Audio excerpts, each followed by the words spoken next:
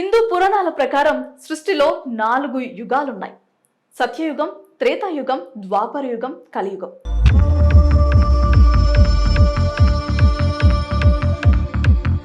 భగవద్గీత ప్రకారం సత్యయుగంలో మనుషులు ఎలాంటి తప్పులు చేయకుండా ఆనందంగా 100కి 100% సత్యంగా నిజాయితీగా ఉంటారు. ఈ యుగంలో చెడు అనే మాటకి చోటు ఉండదు. బాధలు అనేవి అస్సలు ఉండవు.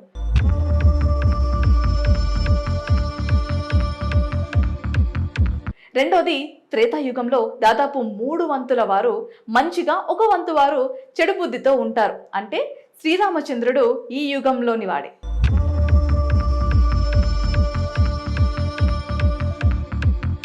ఇక ద్వాపర యుగం వచ్చేసరికి మనుషుల్లో 2 వంతుల మంది మంచివారుగా, మిగతా 200 మంది చెడ్డవారుగా ఉంటారు. మంచి చెడు రెండు కూడా సగం సగం అన్నమాట.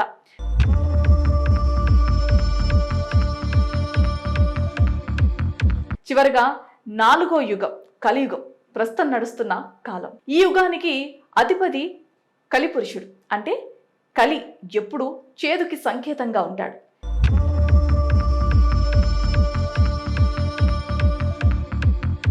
యుగం మొత్తం పరిమాణం 4,32,000 సంవత్సరములు. అందులో ఇప్పటికే సుమారుగా 5,000 సంవత్సరాలు గడిచిపోయాయి.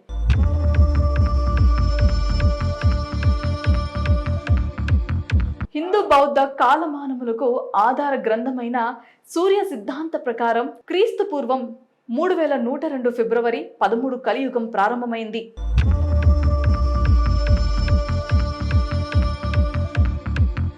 ద్వాపర యుగంలోని శ్రీకృష్ణుడు కురుక్షేత్ర యుద్ధంలో పాల్గొన్న తర్వాత పాండవులు విజయం సాధిస్తారు.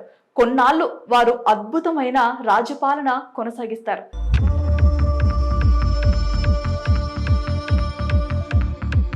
శ్రీకృష్ణుడు తన ద్వారకకి వెళ్ళిపోతాడు.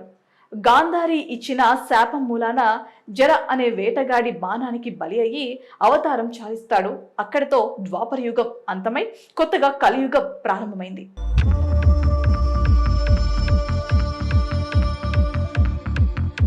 ఈ కలియుగం 5,125 సంవత్సరాల క్రిందట ప్రారంభమైందని చరిత్ర చెబుతోంది. ముందు చెప్పినట్లుగా కలియుగం మొత్తం కూడా 4,32,000 సంవత్సరాలు.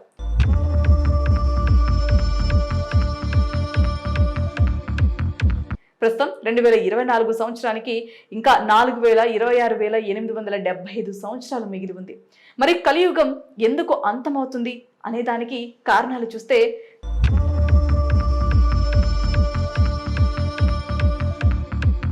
కాలక్రమేణా ప్రతి మనిషిలో సత్వ, రజ, తమో గుణాలతో సత్వగుణం అనే మంచి గుణం తగ్గుతూ రావటమే యుగాంతానికి దారితీస్తుందని చెప్పవచ్చు.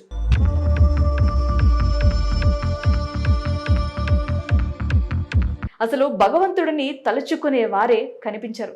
ఒకవేళ తలుచుకున్నా స్వార్థపూరితంగా నటిస్తారంతే. నిజమైన భక్తి అంటే ఏమిటో తెలియదు. కొంతమంది మతం అడ్డు పెట్టుకొని ఘోరమైన నీచాలకి పాల్పడుతూ ఉంటారు.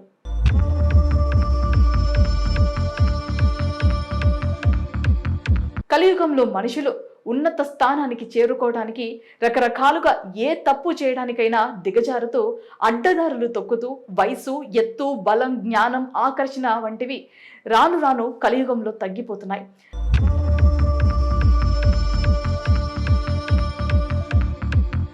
మనుషుల ప్రవర్తన, మనుషుల ఆలోచనలు, మనుషుల పనితీరు చాలా అసహ్యంగా ఉంటుందని, చెడు కార్యాలకే ఎక్కువ మొగ్గు చూపుతారని మన పురాణాలు చెప్తున్నాయి.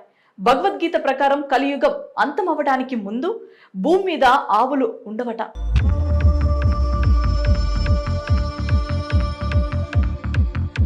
మహిళలు చాలా చండాలంగా మాట్లాడతారు. నిజానికి అప్పటి వరకు ఏమో కానీ ఇప్పటి మహిళలు కూడా చాలా దారుణంగా ప్రవర్తిస్తున్నారు. బహుశా ఇవన్నీ సంకేతాలుగా కూడా పరిగణించవచ్చు.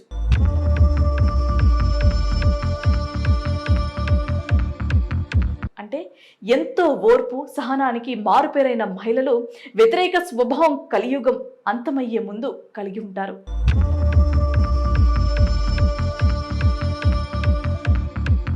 కలియుగాంతానికి ముందు సూర్యగ్రహాలు ఉండవు. వ్యభిచారం వంటి ఆకృత్యాలు విపరీతంగా పెరిగిపోతాయి. డబ్బుల కోసం యుద్ధాలు జరుగుతాయి. అణుబాంబు ప్రయోగాలు జరిగి ప్రకృతిని నాశనం చేస్తారు.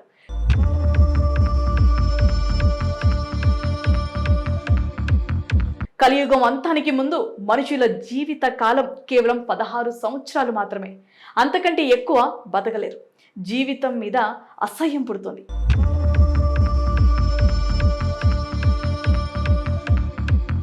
పవిత్రమైన కాశీ లాంటి పట్టణంలో గంగా నదిలో ఒక్క చుక్క నీరు కూడా ఉండదు. ఆ సమయంలో మహావిష్ణువు తన 10వ అవతారంగా చాలా శక్తివంతంగా కల్కి అనే పేరుతో వారి తల్లిదండ్రులకి 5వ బిడ్డగా జన్మిస్తాడు.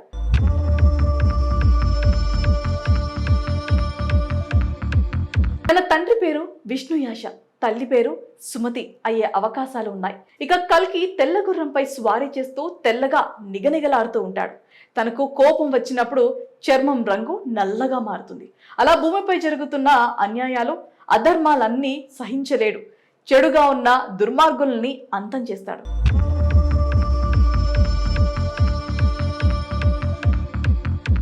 మిగిలి ఉన్న కొంతమంది మంచివారితో మళ్ళీ సత్యయుగం ప్రారంభిస్తాడని పురాణాలు చెప్తున్నాయి.